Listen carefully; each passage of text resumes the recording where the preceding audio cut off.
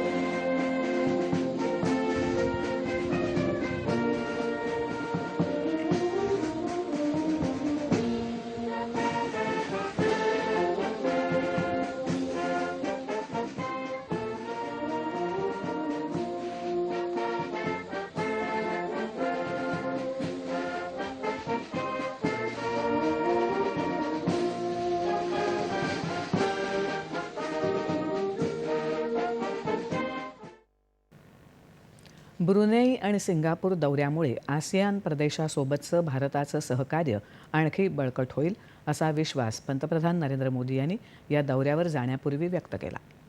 Bharat Brunei दरम्यान ऐतिहासिक संबंधांना नव्या उंचीवर नेण्याच्या दृष्टीनं सुलतान हाजी हसनल बोलकिया आणि राजघराण्यातील इतर सन्माननीय सदस्यांसोबत भेटीसाठी उत्सुक असल्याचं पंतप्रधानांनी या दौऱ्यावर रवाना होण्यापूर्वी दिलेल्या निवेदनात सांगितलं.